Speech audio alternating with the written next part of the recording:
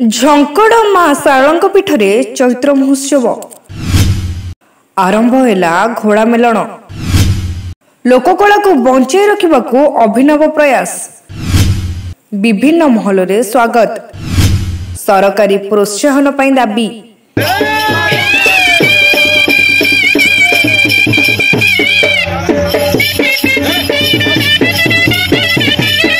जगतसिंहपुर जिलार सारला मंडल कैवर्त्य महासंघ पक्षर झंकड़ स्थित मां शारला पीठा चैत्र महोत्सव घोड़ा मेलन अनुष्ठित हो जाइछि।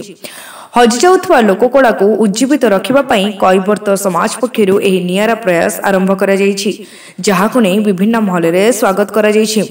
चैती घोड़ा नाच ओडिशार एक पारंपरिक लोकनृत्य। यह मुख्यतः ओडिशार उपकूल अंचल में कैवर्त्य मानक द्वारा आरंभ होइतिबा बेले सेही अंचल मानकरे चैत्र मास पूर्णिमा तिथि परिवेशित होइथाय। 3 दिन धरि एही पर्व फसलन करा जाउथबा बेले पूर्णिमा परदिन मां शारंगा ठारू आज्ञामाल आसिबा परि निकटरे इष्टदेवी मां बासळीक निकटरे लागि करा जाय। घोड़ागुड़ी को सुसज्जित करा जाई एक शोभायात्रा रे मां शारंगा मंदिर रे प्रवेश करथांती। परे मां शारला ठाकुराणी को बड़ पंडा घोड़ागुड़ी को पूजा अर्चना करथांती।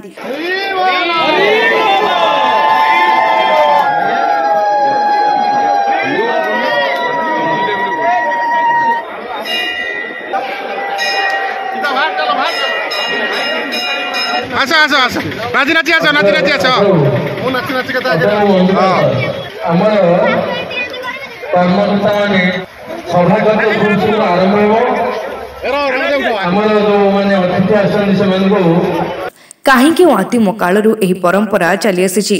एठारे कैवर्त्य समाज पक्षर मां शारला को पूजा अर्चना करा जायथाय। एही लोकनृत्य को उज्जीवित रखिबा पई शारला मंडल कैवर्त्य महासंघ पक्षर आरंभ करा जायतिबा प्रयास को विभिन्न महल रे स्वागत करा जायछि। जगतसिंहपुर जिले में प्राय 2 लाख लोक कैवर्त्य अछंती। तेबे एही लोकनृत्य दिनकु दिन लोप पाइबाकु बसिथिबा बेले एहाकु उज्जीवित रखिबा पई सरकार पक्षर कोनोसी प्रोत्साहन नाही, जाहाकु नै कैवर्त्य समाज माध्यम रे असंतोष प्रकाश पाइछि। घोड़ा नाचरे जणे लेखाएं गायक, पालिया, ढोलकिया, महुरिया आदि थांती। इष्टदेवी मां बासळीक वंदनाठु आरंभ हुए घोड़ा नाच। तेबे चैत्र मास पूर्णिमा ठारू 3 दिन धरि कैवर्त्य माने महा आडंबरे एही पर्व को पालन करि आसुचंती। तेबे कैवर्त्य मानकर बड़ चैती पर्व रे लोककला लोकनृत्य घोड़ा नाच परंपरा केउ आदिम कालरू रही आसी। एहाकु उज्जीवित रखिबा पई मां शारला मंडल कैवर्त्य महासंघर एही प्रयास को विभिन्न महल रे स्वागत करा जायछि।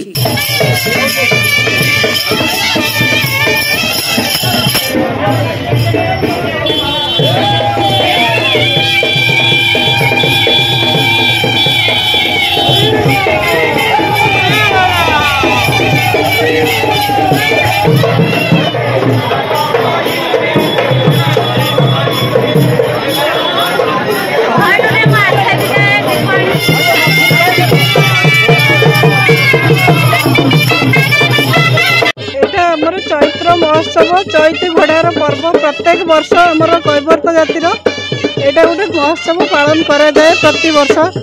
आम जातिर परंपरा एटा को आम बजाय रखू सबदिन। बहुत खुशी लगुच जेहेतु एटा आम जातिर पर्व बहुत खुशी। कैवर्त जातिर इष्टदेवी होउचंदी मां बासळी, जोटा कि आभामान कालरू ये परंपरा रही आसी। ये खाली जगतसिंहपुर जिले में सीमित नुह, ये सारा राज्य में जिते कैवर्त समाज अच्छी चैत्र पूर्णमी दिन से माने आमर जातिर इष्टदेवी आमर पर्व पालन करा जाऊ, इष्टदेवी की पूजा अर्चना करा जाऊ। राज्य जिते जिला अच्छी सबू जिले जिते एमती माँ पीठ अच्छी आमर यथा जगतसिंहपुर जिलार शारला पीठ, ये शारला पीठरे आमर आभामान कालर परंपरा बजाय रही। परंपरा तो आस्ते आस्ते डुबी बसला किंतु एबे आमे गादीगोड़ा जेहेतु आमे परंपरा बजाय रखिछु माँ पाखे थिबारु आमे आस्ते आस्ते फेरे उज्जीवित करिया पई आम संघ तरफ कैवर्त महासंघ तरफ चेष्टा चल कर जोड़ी कहे पार्थ श्रीकृष्ण छामूर से श्रीकृष्ण छामूर कह कली जोगा गति कमलार वर कि प्रकार भला रे कि प्रकार रे औ कली जुगे न सजीवे नर रे। ये हमर पारंपरिक रहे आमे एटा ए जो हिसाब रे करूछु। ये प्रथा आगु को लिभि जीव बोलिका आमे ताकू बहुत जोरे प्रमाणित करुचु जो कि आम कैवर्त जाति आम जगतसिंहपुर जिलार आम हाराहारी 2 लाख पाखापाखि कैवर्त अच्छु।